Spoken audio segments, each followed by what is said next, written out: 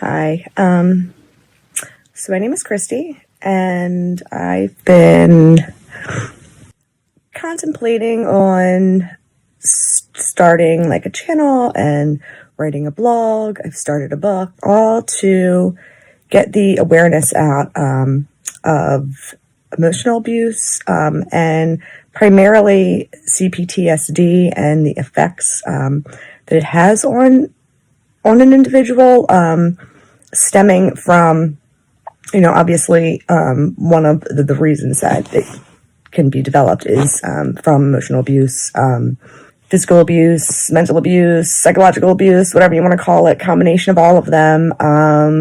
And I couldn't come up with, the perfect way to say it, or to, I guess maybe get others to understand how detrimental this is to individuals who suffer from it. And after spending my entire day in bed crying over a projection from having a simple contact with my abuser, it made right now seem like not only the perfect time, but the only time to do this. I'm sorry, this is going to be so choppy and whatever, but the purpose of this is, like I said, to get awareness, but more so, like, if I can, or if this video, or maybe, future videos and everybody coming together can help at least one other person out, and maybe prevent them from feeling like this, then it's worth it, and it had to be done. I think a big problem is our judicial system, and how there is no justice for the people, women, men, anyone, facing these issues. And they all, it's like they ask why we stick around, and, you shouldn't have stayed with somebody like that. But it's not like we do it because we enjoy the pain that, comes along with it. We do it because we were puppets, like, in a show, and it was, the tactics that used to manipulate and to cut down the, already low self-esteemed, like hard on their sleeve individuals over time. And, before you know it, you're blindly believing that they are your sole source of survival, and you've been isolated, and you've been, lied to, and you've been tricked and fooled, and, every aspect of your life has been, the control has been gone and has been handed to these people.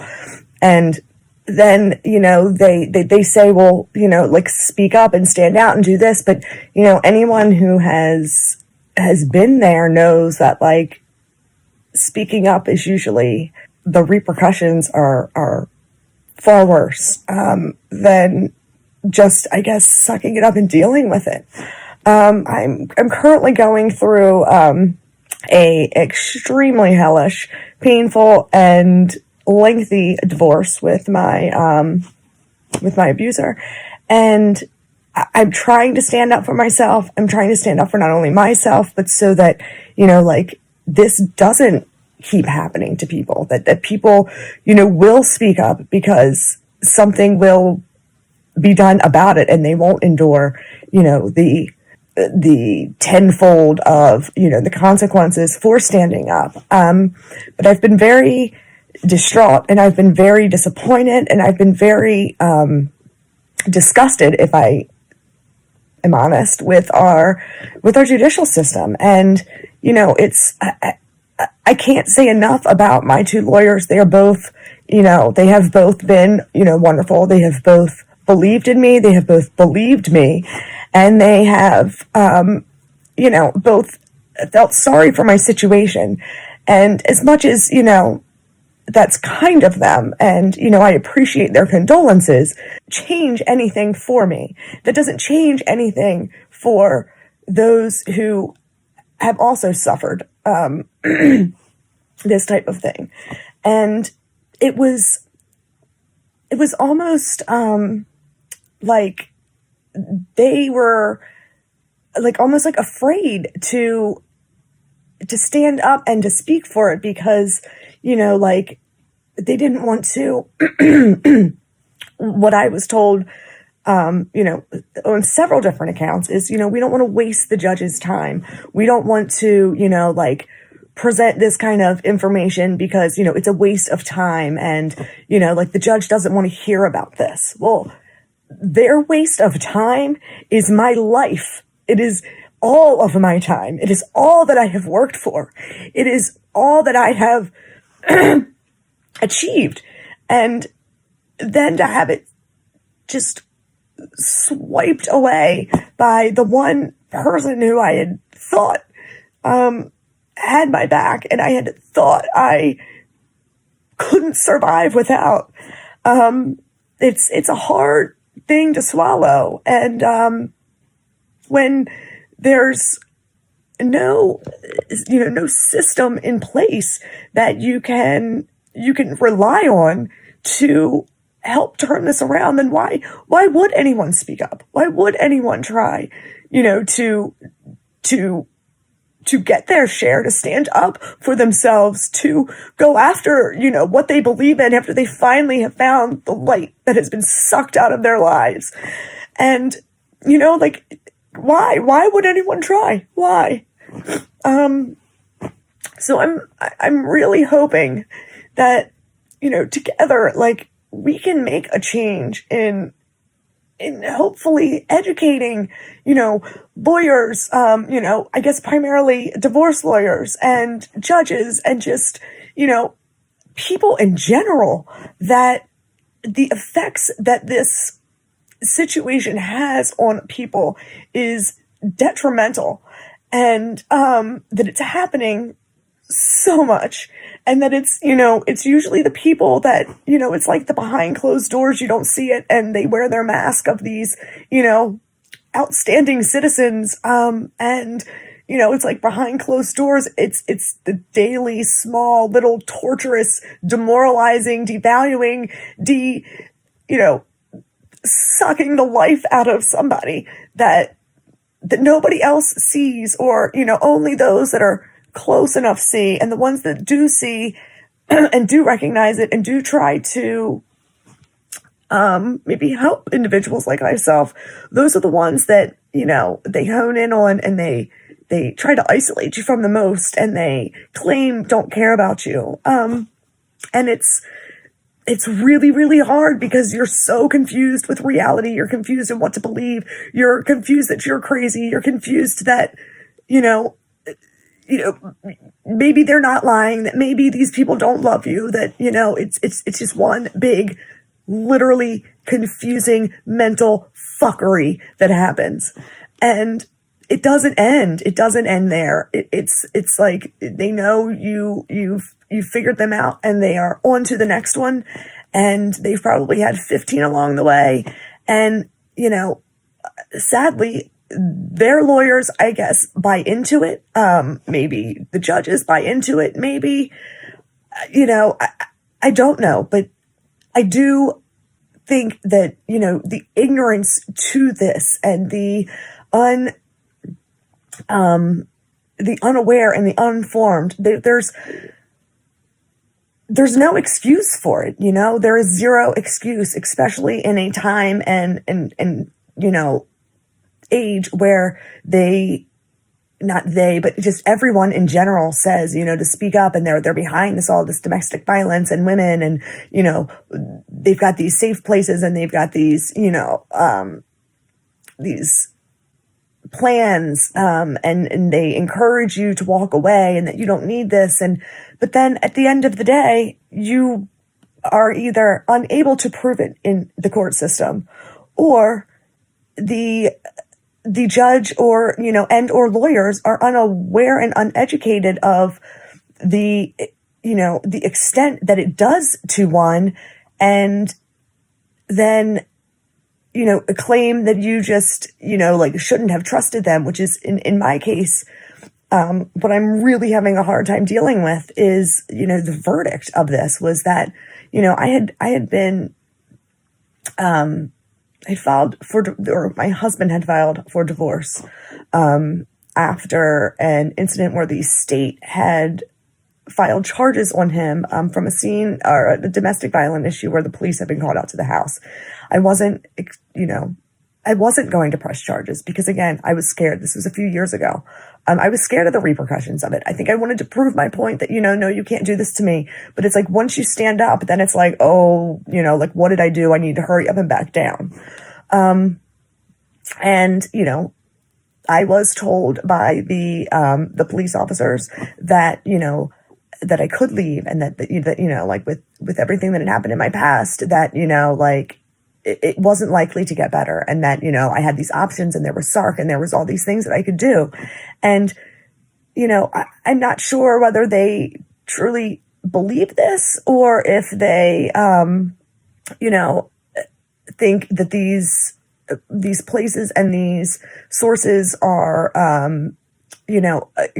going to be able to help everybody. And I truly think that these resources to people who are enduring or suffering from, domestic violence, or any kind of violence, or any kind of abuse are fabulous. And I think they're a start. However, I think if the rest of the system involved is uneducated and unaware, then all the good that these resources are offering to women at the end of the day don't really help. I think that a lot of people are familiar with post-traumatic stress syndrome from, like a particular individual event, say, like war or accident, or, a one-time, God forbid, sexual abuse. And I think people are aware of it. I don't think people truly, in, overall general census, have a 100% understanding of it, but at least they are aware of it. The complex post-traumatic stress disorder, I feel like, is less, sorry, I'm like, that's part of the thing, is like, you just lose your train. I think people are less aware of, I think people are less educated on, and I think that it's more common than one might think. Even when I was diagnosed with it and it was brought to my awareness, I had a hard time accepting it. I had a hard time, I guess, recognizing some of the effects. And then once I did, I downplayed it, and I didn't realize the true extent that full extent that it truly had on me, and that how much the 19 years of abuse had truly impacted me. And when I stood up, for myself after, dismissing divorce and a protective order on my, current abuser or my spouse. And, then some personal stuff had happened with my child. And, in my head, it was like that, like, need to save the family, and that, still in the back of my brain, that I think I thought that I wouldn't survive without him. But my big thing was like, like, I really thought I could fix him. I really thought like I could make everything better. And I guess that's what got me through the 19 years, was it was always this, like, thought that I could fix him. And I feel like, I recognize that, like, that's something that I need to work on a personal level. And there are many things that I needed to work on a personal level. And I have been trying to, but this disorder has affected me in every area of my life. And, like I said, I'm not alone in this. There are so many others out there who are affected, or if there aren't yet, that they will be affected by it. And there are, the lucky ones who get to divorce or to walk away, from their situation. And I don't want others to not, I guess, find the strength, or to continue to be discouraged to do it, because they they too are under the impression or have, like learned the hard way that the system isn't really for them, to be able to stand up against them. I think to not go through like my entire story, but I ended up, in efforts of trying to save the family, I signed a document that under the right state of mind and under I guess, had I not been under the effects of, the cptsd and under the effects of the manipulation and the brainwashing and the thoughts that go along with being manipulated for so long, I never in my right mind would have signed away everything that I did. And once the contact was, I guess, like decreased with my spouse, and I guess the self-help and the, therapy and the support of family and friends who helped me remember who I was and who I really am, made me realize like what I had done. And, like, I can't, like,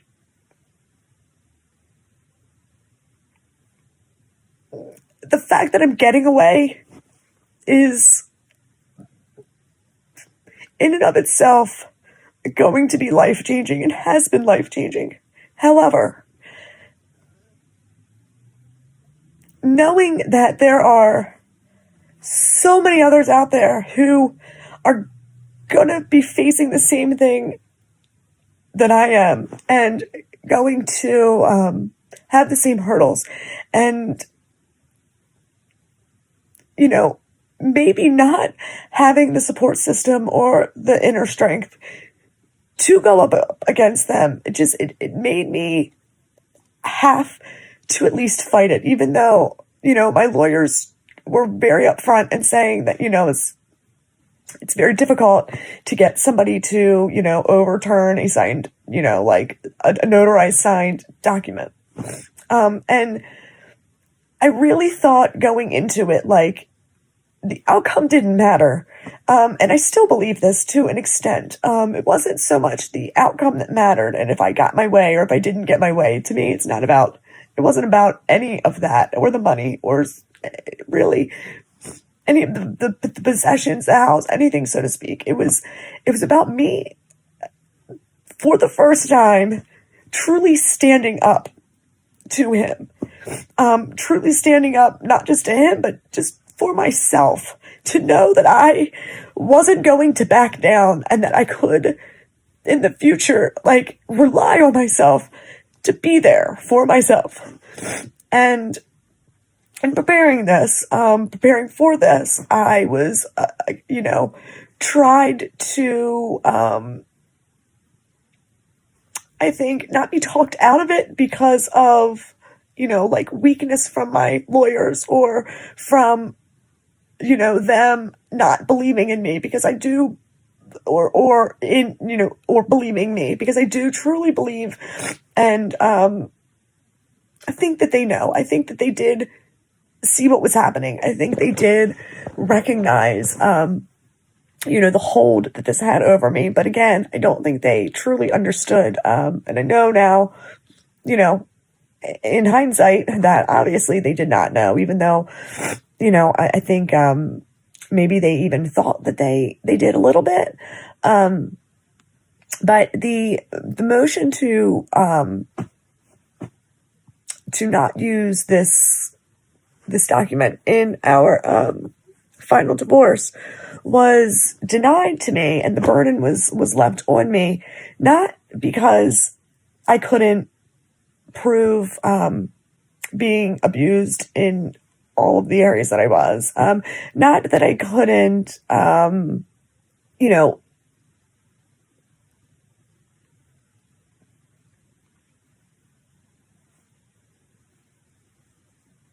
sorry,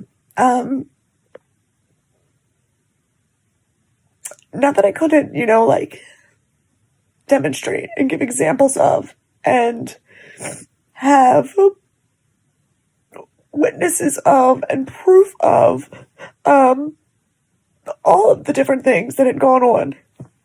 It was based off of because I had been so extensively abused throughout the course of my marriage that there was no way I would have been able to trust my spouse. And I never should have thought that he would have had my best interest at heart, therefore making it a non-confidential relationship. Therefore, the burden remains on me because I should not have, or I could not have, trusted him to have my best interest upon signing this document. Not only is there zero justice in anything within that verdict, had my lawyer a little more, I guess, knowledge on cptsd, which I testified about several times having, or had the judge had a better understanding or, more knowledge in cptsd, then they would have known that not only did I think that I trusted my husband, but that I thought he was my sole source of survival, trust, faith, belief. And granted, there are times when, you know that you shouldn't trust these people, and you know that they don't have your best interest at heart, but you quickly are then reminded or confused into believing again that the trust wasn't lost within them, that you yourself must have been confused. And like I said, it's just a crazy game of mind fuckery. But to hear that verdict come across, first off, made me angry. It made me angry. And it made me disappointed. And it made me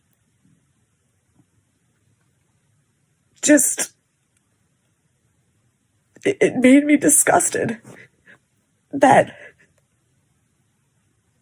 that's our country, that is our justice system, like telling me,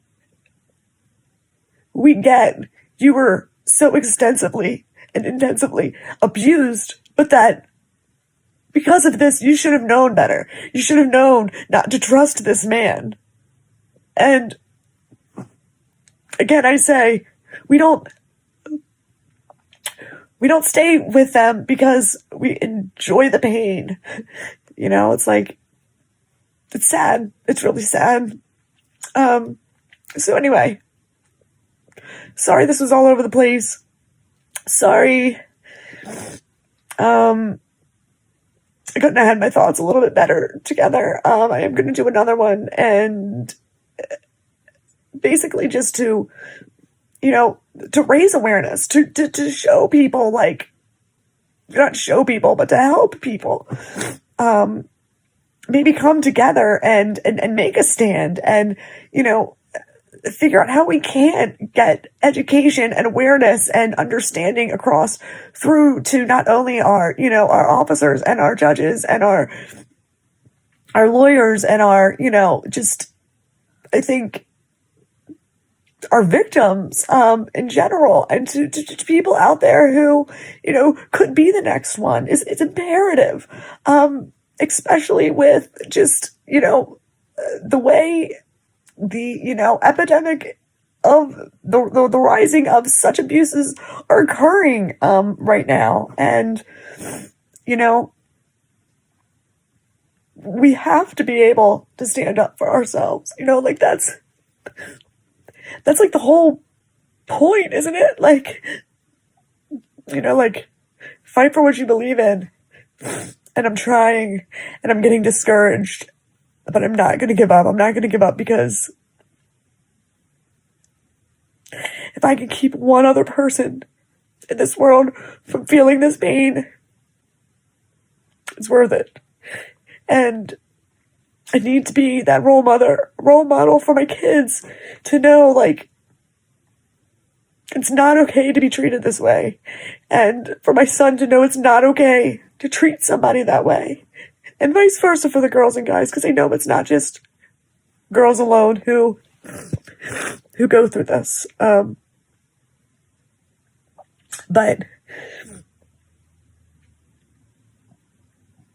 you know, it is a hard battle. It's a battle I've been fighting for years, sadly. And it's a battle that's not over, or close to being over for me. But I'm going to start this channel. And, you know, I think together we can make a change. And yeah, that's all I got for today. Promise next time, less watermarks. Well, yeah, that's it. Thanks for listening.